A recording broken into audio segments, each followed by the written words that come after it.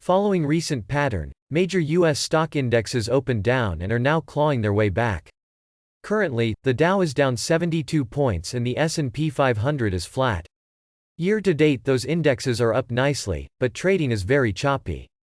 Bonds are selling off again today, pushing interest yields higher.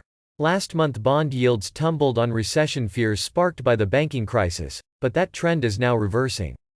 Does that mean some of the fear is melting away? Retail investors remain very negative about the near term. CNBC's latest All-America Economic Survey suggests this is the worst time ever to invest in stocks. Just 24% of respondents said this is a good time to buy, the lowest on record.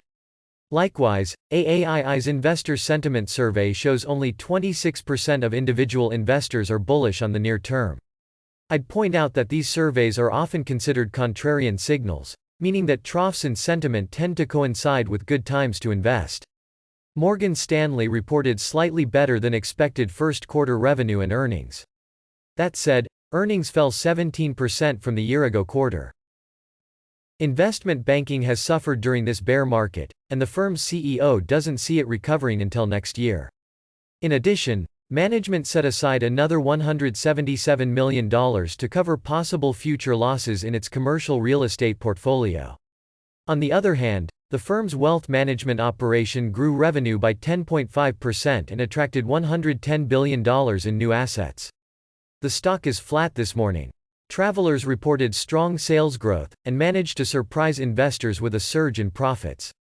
New insurance policy premiums rose 12% from the year-ago quarter, and net investment income in the company's huge portfolio rose 4.1%. So despite much higher catastrophe losses, it looks like the underlying business is very healthy. In addition, management raised the dividend by 8% and boosted its stock buyback program. Investors like that, and the stock is up nearly 6% this morning. CNBC interviewed the CEO of PNC Financial Services this morning, and he strongly implied that the media are overplaying risk within the U.S. banking system. What happened to Silicon Valley Bank and Signature Bank is not a system-wide issue, and investors shouldn't paint traditional banks with the same brush. Deposit flows for his bank are more than we thought, following last month's crisis, and his level of concern is not much. Directly addressing the cause of those bank failures, he said, these were state-chartered banks that were chasing shiny new objects, that doubled or quadrupled in size in a couple years, that had management that wasn't up to the task of running a larger institution. They grew that fast, and the regulators missed it. They screwed up, and regulators didn't catch it.